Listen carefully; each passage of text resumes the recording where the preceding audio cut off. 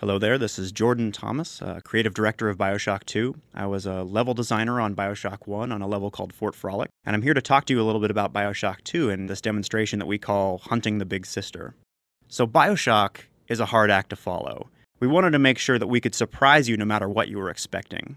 Bioshock had a unity of the fiction with the systems of play beneath it that hadn't really been seen before, and it also offered hard choices to the first-person shooter player. So for Bioshock 2, we have to trust you with more difficult moral decisions and allow you to shape your own role in the narrative in a way that is new and surprising. And that means adding new mystery to Rapture.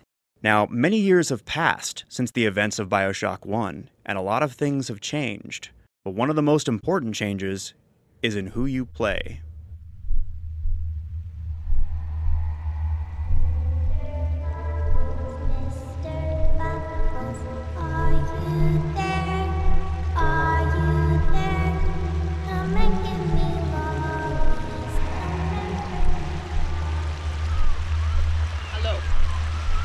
Hello? Hello?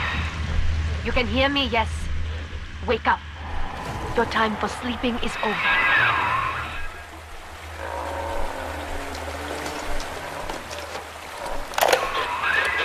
Yeah, good. Stand and get your feet.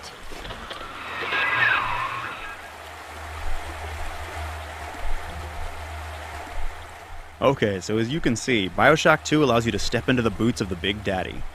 And one of the things that allows you to do is to master the Big Daddy's signature weapons, the best known of which is the drill.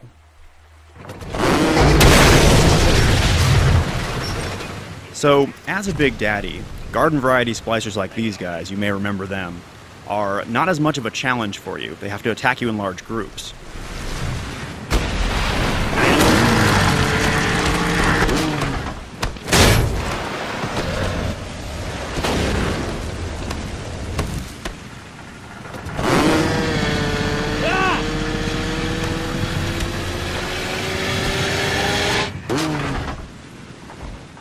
But as you probably noticed from all that fire coming out of his hand, you don't play just any Big Daddy in Bioshock 2. You play the very first, a kind of prototype who is able to think for himself and is able to use the plasmid tools. Now, the plasmids are a pretty important part of Bioshock. They allow you to build your character. But since you're this special Big Daddy, since you're this unstoppable force, there needs to be something out there that is tougher than you are, something that can take a Big Daddy out.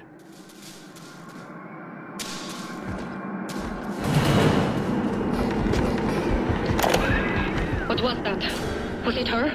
Follow her!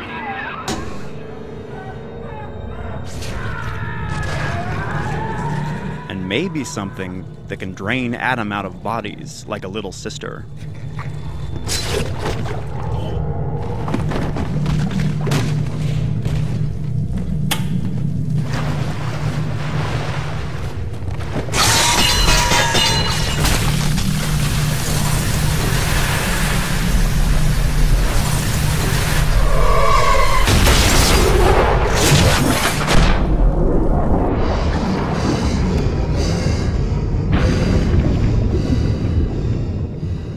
Alright, let's take a breath here.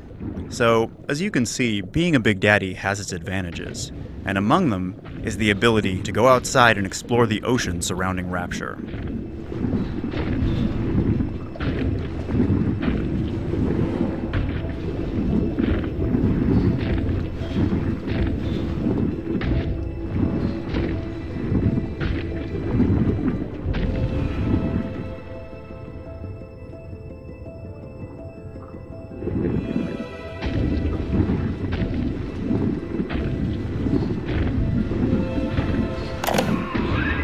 This monster you chase, she is like the Golem story, not understanding the sin that she does.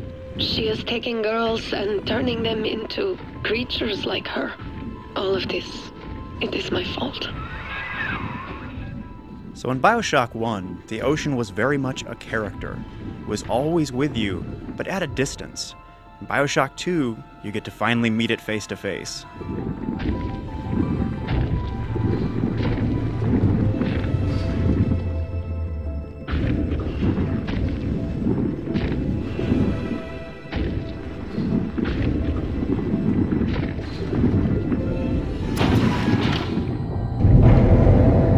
Now, a Big Daddy has a pretty special role to play in the Bioshock ecology. It changes the way that the world responds to you and the way that you have to react to it. Ain't no one gonna help you now. Quit squirming. No! You heard it, Mr. Bubble! Help! Mr. B? It's you! You're all better again! But the most important change is in the way in which you interact with the little sisters. We call it adoption.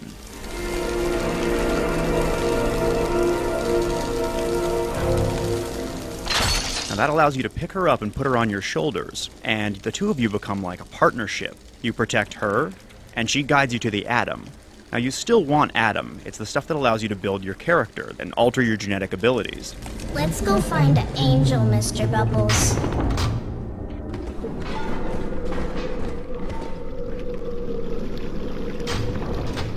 So when your little sister guides you to one of these special bodies that has Atom inside, you're choosing to place both you and her at risk by putting her out in the world. And this is because the Atom that she's gathering attracts splicers. But you have some tools to deal with those splicers. You can use your plasmids and other traps to set a perimeter and take out the ones that make it through.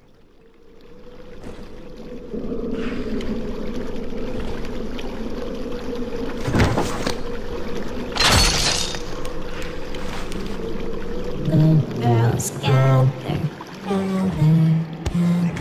Notice you just waltzed in here? Huh? Uh-oh, Mr. B. Uh-oh. I hear something bad. Little one! I see her! I need this little girl.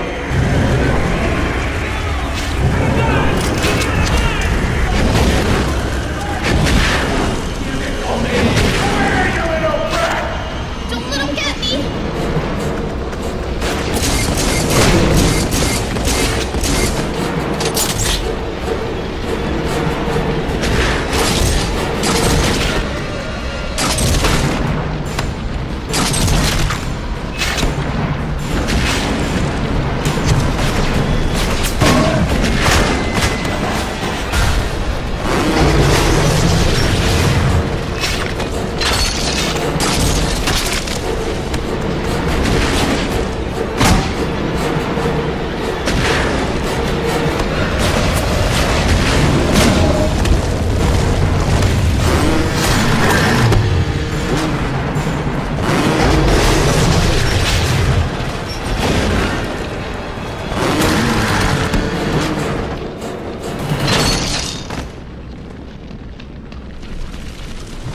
All done, Mr. B. Let's go! But there's someone else in Rapture who has a special relationship to the little sisters, and she's always watching.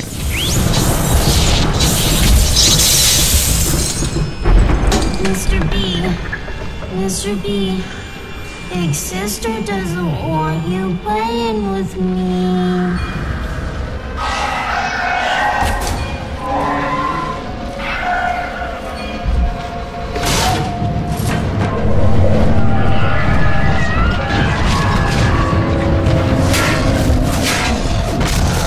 And that's the big sister.